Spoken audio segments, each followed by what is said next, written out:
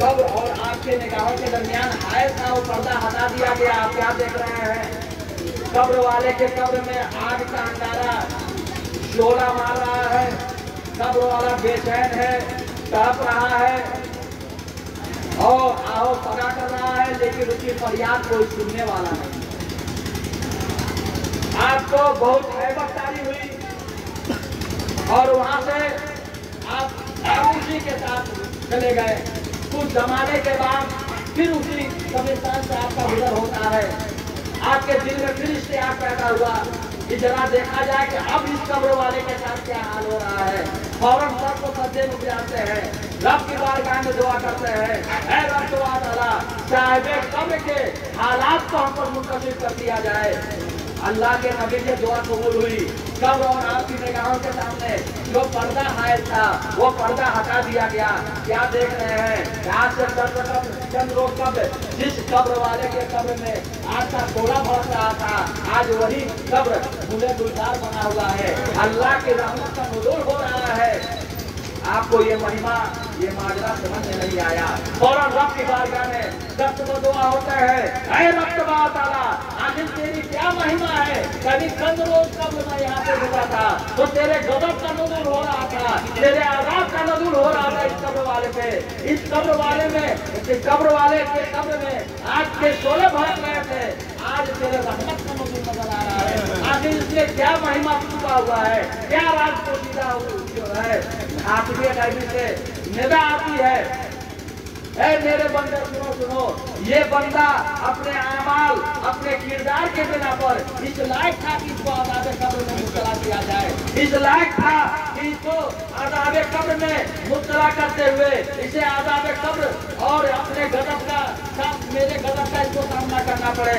लेकिन सुनो सुनो, ये अपने पीछे एक अपनी औरत छोड़ के आया था जो हामला थी, पेट से थी।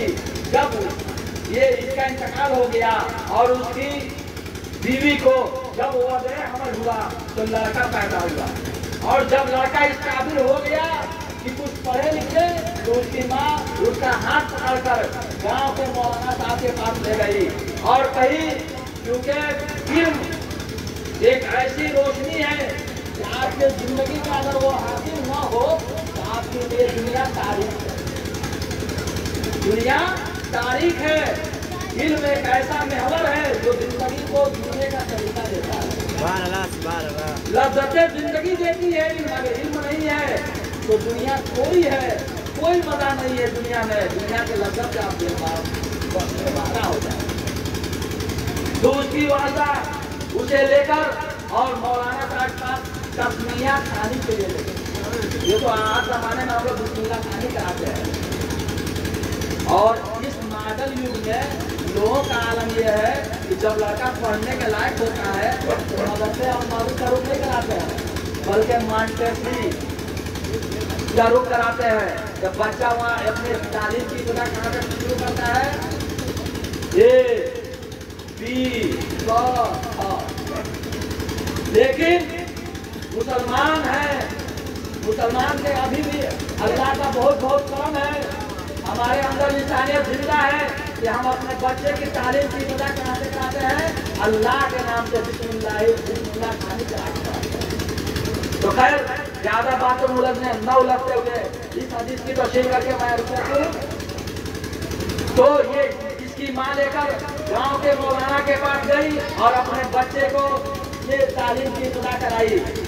उसके बाप ने उस लड़के को मौलाना ने अब मेरे नाम से उसके तालीम की आगाज की। तो मेरे रहमत को ये गवारा नहीं हुआ कि जिसका बेटा रूए जमीन पे मेरे नाम से अपने तालीम का आगाज कर रहा है, मैं उसके बाप को बेलज़मी आज़ाबे कब्र में मुब्तला करूं, ये मेरे रहमत को गवारा नहीं हुआ। इसलिए उसके बेटे के अमाल के बिना पर मैंने उसके बाप से कब्र से आज़ाब को हटाकर और रहमत और रूह की बारिश इनायत फरमा दिया और उसके कब्र को मुझे गुलजार बना दिया। राते मोहतरम, ये है नेक और साले बेटा पैदा करने का सिला और बदला। एक और रिवाज सुनिए, उसके बाद रुकत हूँ।